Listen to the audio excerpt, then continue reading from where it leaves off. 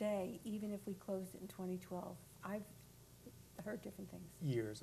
I don't feel qualified to give a number, so. I've heard 60 But- years. The fuel will be on site, that If spent the fuel. government doesn't take our fuel, then it'll be there for a long period of time. It ain't going nowhere. Where's it gonna go? If the government's Right, not we have no accepting place to Yucca put it. Mountain, if they don't open Yucca Mountain and somewhere to put the fuel, which is kind of sad. I think that they should open Yucca Mountain, take the waste, the government take responsibility for what they say they were going to do for their part of the nuclear industry when they started this back, way, way back. And it's important to not just us, but the whole country, to have one site where the fuel can be stored at, And security, and security. all that stuff, That's yeah. right. Since 9/11, we've done so much mods for at Vermont Yankee. We spent millions and millions of dollars, and that's a big cost. And Well, let's talk a little bit about a terrorist-type threat. I mean, that's been another thing that is sort of uncontrollable out there, but how uncontrollable is that situation? Security, or Entergy just spent millions of dollars on security upgrades over the last couple of years. These were all required by the NRC in the answer to security threats. It's, without giving away any secrets, I think I could say it's harder to get in to Vermont Yankee than it would be for a prisoner to escape from Sing Sing. Oh, yeah, okay. So it's a very serious, Security is Operation. taken very, very seriously, yes. well, do you go in with more than a badge? Do you have to do an eyeball test or a fingerprint test or anything like that? we have a hand geometry that we have to Oh, key that? card in, and it recognizes our palm. So Uh-huh. to get in is very, very tight security, and Yep. it's Right, and important, everything we bring into the plant is Right. looked at as well. everything. Let me go back with some stories that I've heard. When you talk about everything coming into the plant, I understand any radiation that's discovered in the plant, you have to find out where it came from. So you're checked not only for your palm print, but you're checked for any radiation you might bring in. And one woman came in with her hair wet one time, I understand. And she washed it in her well water, which had radon, Right. and you wouldn't let her in. Well, we have detectors at the plant that when you first come in, that will monitor you for anything on your body and stuff, and the same thing going out. So and if the alarm goes off, and if she alarmed our portal monitors at the gatehouse, then we would never let her in. Now, if you had a medical treatment, a hospital, upper GI, or lower GI, or something, medical treatment, you have to report that. And, because we don't want you near any of the other TLDs.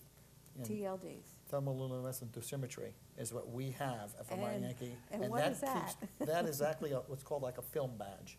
It's almost like a piece of film, and then every time we go into the radiation control area, it keeps the record in your dose in a permanent record for your TLD. And we count that every 6 months. That's to make sure that no one can say the employee got exposed at Yankee as opposed to at the hospital. Well, it's for keeping track of your lifetime dose. You have a lifetime dose of commitment for your TLD. Okay. And just somewhere to keep your records. And records are very important, how much dose you pick up at the plant. There are legal limits as to how much radiation a nuclear worker can receive per year, basically. And the TLD is what measures, and it's the permanent legal record Uh-huh. of that. And I understand, okay, I don't understand anything. Yes, I do. My question would be, is the dosage received by a nuclear worker different than if a dosage that I would receive working anywhere? Or a typical, like at the bank or wherever I would work? Well, Or let's say town that you're a offices. pilot, or you're an airplane, flying an airplane. The closer to the sun that you get, the more radiation you're gonna pick up. Actually, pilots and stewardess have a TLD too, or they can also be called DLR, dosimetry of legal record, DLR. Just so we keep track of these Right. exposure. And they're only Dental allowed to assistants. fly, they're only allowed to fly so many hours, believe it or not. Yeah. Okay. So Dental assistants, when Dental they give you an X-ray on your Right, teeth. X-ray technicians. Do they have a little badge They- too they yes, wear? they do. The Absolutely. film Yes, they do. badge, the hospital has the same thing for X-rays. I worked in an animal hospital, and we had badges Yep. that we wore for X-raying the animals. it wasn't nearly as controlled as we have at a Vermont Yankee. I can tell you this. We would have the spare badge that we would pass off between different technicians, and there was no record keeping or tracking of it Cheating, whatsoever. Exactly. That's right. Well, let's talk Exactly. about a little bit like the hospital has. The hospital Okay. has a little bit of, when they do an x-ray, they have a TLD or DLR, and they keep records. And if somebody has an upper GI or lower GI, and they have to go to the bathroom, that used to be flushed down the toilet. And it still is flushed down the toilet, but it's not regulated the way we are regulated. The hospital still has an NRC inspection. They have inspections too. People don't realize that the Brattleboro Memorial Hospital, which is a great hospital, has to be inspected just like we are. Well, the But they're not nuclear- inspected as much Yeah. as we are. Well, nuclear medicine is certainly more accepted in the public. Right. Than some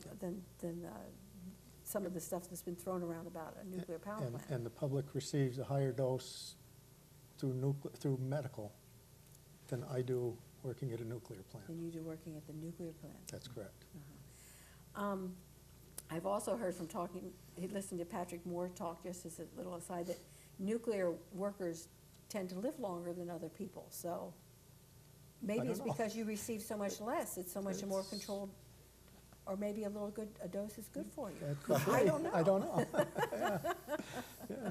Well, But it sounds like, It's good news. Yeah.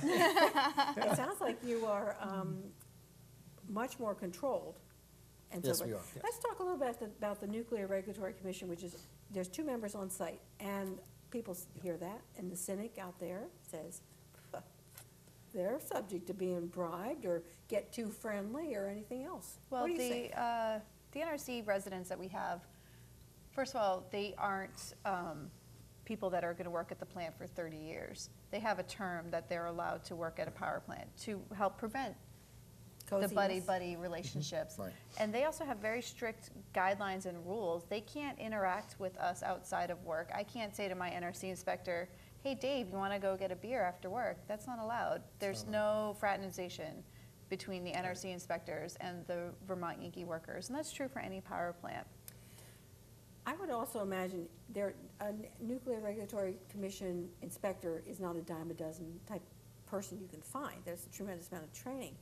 So if they get any kind of smudge on their record of not following the rules, they would all that training is down the drain. Right. That's right. They'd be out of work. They're out of They'd be work. out of work. They're bad at work, yes. Yeah.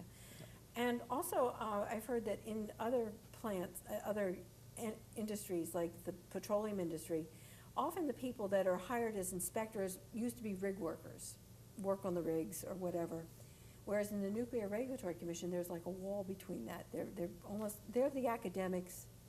You guys are the hands-on technicians. Anything It's about kinda- that kind of separation? It depends. Right now, of our 2 NRC inspectors we have on site, Sarah is an MIT grad. She was part of the nuclear engineering program there, and I don't believe she has any commercial experience working I at a agree, she power does plant. not, yeah. Dave Spindler, though, he had worked in the industry for a numerous amount of years. So I think it varies From person to from person? person to Yes. person for sure. And the NRC would love to have people who are experienced in working in power plants work for them because, it's a You know great what to look background for. to have. Yeah, you know what to look Exactly. I think they try and maintain a degree of separation like you referred to, though. I mean, you can't be a Vermont Yankee employee and then become the NRC inspector at Vermont Yankee, Okay, yeah. that sort of thing. Let's talk about the safety, and we talked about safety, but let's talk about your safety percentages. How many people have been killed operating nuclear power plants since they've started in our country? None that I know of. Yeah. There was an accident at Crystal River where a worker went in and slipped on some oil inside the containment and fell and got killed. His name is Dennis Johnson. I happen to know the guy. Crystal River is Crystal where? River down in Florida. Down Florida? Yeah, and that was not related to anything exposure-wise. It was not related. It was just a simple slip on oil. That was And an that can happen. industrial. That can happen in a gas plant. It can happen in a coal plant. It can happen anywhere. Right, I think there's been some industrial That's accidents. industrial actually only. So that's my There's a point. separation, There's a But- separation. But That's- nothing due to It has radiation. nothing to do with radiation. or exposure. And the reason why I Right. brought it up is that accidents can happen anywhere, no matter where you're at. I can walk out this door and I get hit by a bus. It can happen. And that's why they call them accidents. At Vermont Yankee, we take pride in not having accidents and doing things safe and legal and efficient. An engineer once told me that 3 things must happen before an accident occurs, which is something to think about. You know, that oil on the floor, somebody spilled it, someone didn't notice it, and that guy wasn't paying attention. So, and it's a minimum of 3, possibly more have happened for all accidents, but a minimum of 3 things have to happen. So when you say you can control accidents, the onus is on you. That's right. That's right. Yeah, and it can be controlled.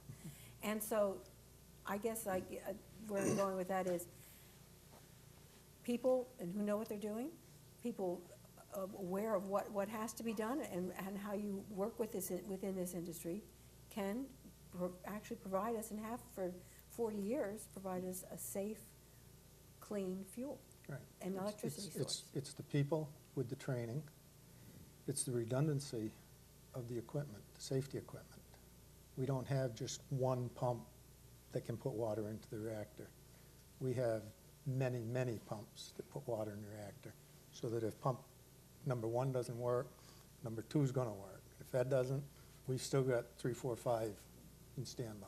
And also, Lynn, I also want to talk about a little bit of OSHA.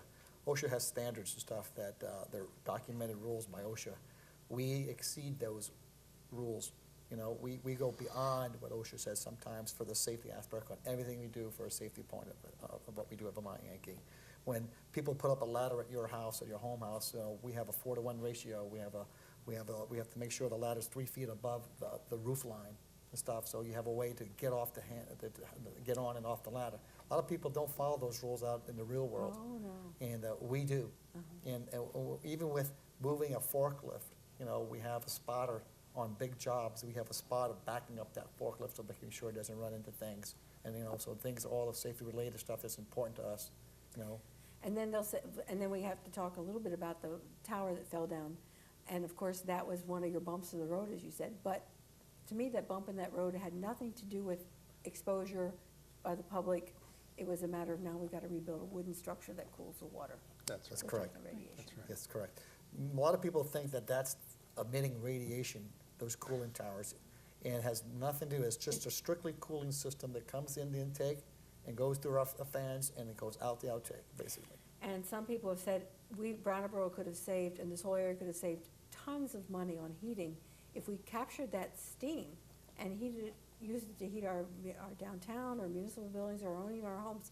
And they said, well, it would never fly because you'd get someone saying, my house is aglow, That's right. even though there's not a speck of radiation in that water. Right. Which shows to me how we waste money and waste technical experience and know-how because of prejudice and fear mongering and so forth. On that, that's a real pleasant note to stop on. But I'm afraid we have to, and that's the time. And so I want to thank Michelle Joy, Bruce Lawrence, and Tony Bonella for joining me, all Yankee employees. And my name is Lynn Corum, and we thank you for watching Town Square. We hope to see you on our next show.